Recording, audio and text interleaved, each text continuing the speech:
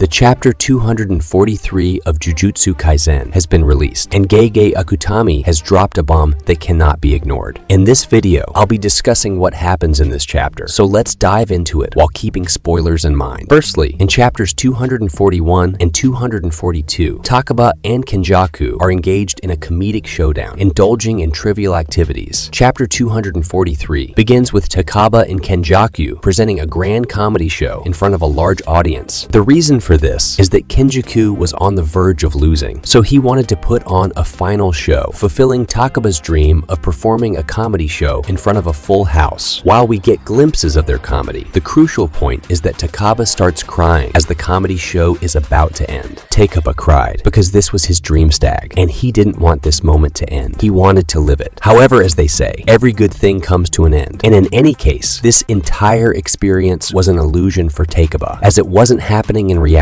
So this illusion finally comes to an end. After this, we see Takaba thanking Kenjaku while tied in a white rope, as it was because of him that he could experience this moment. Kenjaku, in turn, smiles and tells Takaba that he is funny. Suddenly, Yuta Okotsuki makes a badass entrance. Yes, Yuta comes in abruptly and forcefully separates Kenjaku's head from his body. I'm not joking, because here Kenjaku also tries to use his anti-gravity curse technique to escape, but Yuta was prepared for it. He dodges Kenjaku's move and, of course, separates Kenjaku's head from his body. This was very surprising because Kenjaku had never been able to sense Yuta approaching him. Ideally, with the amount of curse energy within Yuta, Kenjaku should have felt the imminent danger from a great distance. So the question is, why couldn't Kenjaku sense Yuta's energy? Well, the reason was Takaba. Now we finally understand Yuta's master plan, which Kenjaku also grasped just before dying, or rather transitioning to the afterlife since he's still alive. The thing is, Takaba had strategically clashed with Kenjaku to create illusions trapping Kenjaku within them. This way, Yuta arrived, seized the opportunity, and separated Kenjaku's head from his body without Kenjaku realizing. Another explanation suggests that when Takaba was lying in his white robe, he didn't want to be disturbed in that happy moment. Therefore, his illusion likely created a surrounding that prevented Kenjaku from sensing Yuta's presence. I'm sharing my interpretation based on my understanding, as there hasn't been an official translation yet, but it's confirmed that Kenjaku's neck has been severed. Now let's discuss one more thing here. Although Takaba's curse technique is incredibly OP and quite powerful, it seems that he cannot kill anyone. The explanation for this wasn't clear in translation or wasn't provided, but personally, I feel that Takaba cannot create such a situation because killing someone isn't a comedy, or it might be a limitation of his curse technique. Anyway, Takaba did play a crucial role here by helping Yuta, who ultimately defeated Kenjaku. Now looking at it, Yuta has fulfilled his promise to Gojo, his master. What promise? Well, Yuta had promised Gojo that he wouldn't have to kill his best friend again, as he would be the one to take down Kenjaku, who resides in Geto's body. So we can now say that Geto's body is finally free from Kenjaku's control. However, the question remains, is Kenjaku completely defeated? Well,